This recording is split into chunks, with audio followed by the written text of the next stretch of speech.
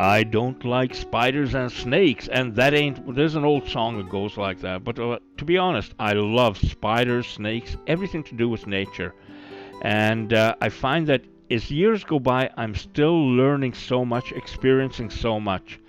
I have filmed spider webs from Jamaica to the jungles off Puerto Vallarta, Mexico, into the United States, Canada, our balcony spiders, and spiders in Dominican Republic. Our most viewed video is a tarantula on my hand that has more than 34 million views.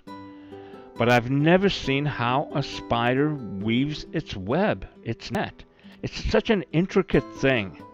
And I used to wonder, how the heck do they do it? Like I say, sometimes it's over great distances between branches or whatever. And last night we're sitting out in the backyard, and sometimes you can get nature so close that it blows me away. We've been filming birds and stuff in our backyard, bees. Now this spider, we're sitting there, and the spider is weaving its web. And like I said, I've never seen it before. So quickly got the cameras, and I say cameras because I use both the AX2000 and the AX53 4K camcorder making this video. I like the AX2000 because I can use a viewfinder and get in really close to it.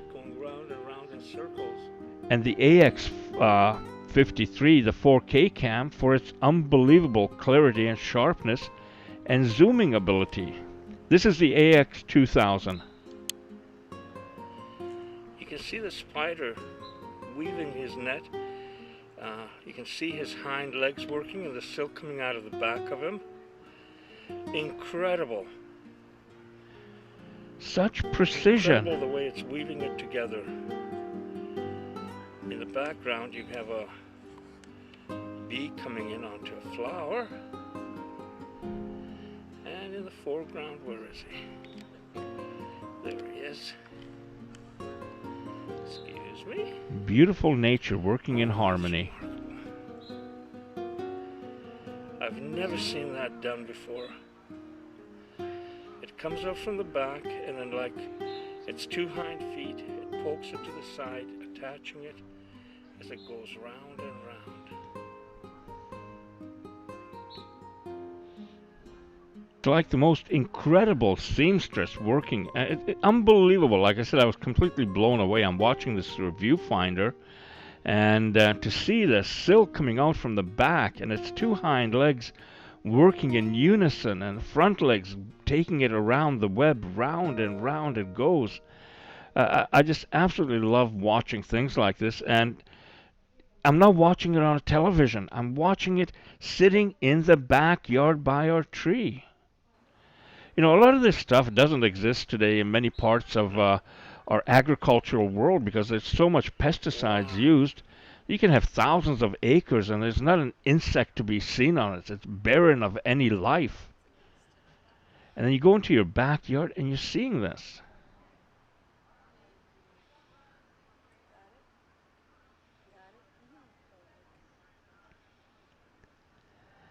You think of the billions of years of evolution it took for the spider to get to this stage. Then when it finished its net, it gets into the middle, and now he's hunting. He's got to get his food. And unlike, the videos you see, the crazy videos on YouTube with people getting spiders and, getting them to fight, I don't know what else. They're fighting spiders with wasps and praying mantis and whatever. The spider isn't in it, for a life and death battle. It wants to catch small insects that it can consume. The less damage it takes, the longer it can live. So it's not in this to have this monumental battle. It doesn't have a mortal enemy. It's not like us humans, that look to fight at the highest level. It is about surviving. And so I watched it for quite a while. I have a lot of video of it sitting doing nothing. But I kept waiting for something to happen, and then once in a while, it would go scooting off, and these tiny little flies, you'd hardly be able to see them. It was capturing. By the way, this is filmed with the AX53, which is a 4K camcorder, and allows me to go a lot closer in resolution to the spider, and I can also use pan and crop in the editing to make it even closer. So there's this net that it had built, and like I say, it's very delicate. I've heard many times that spider silk is stronger than steel per size, many times stronger. And there it had actually just taken off. I didn't know why it took off because it was so quick and whatever, but it had caught a small insect in the web and is consuming it. And I have no idea how many insects it has to catch to keep alive, but it's one of the ways that nature works and keeps everything in check and balance.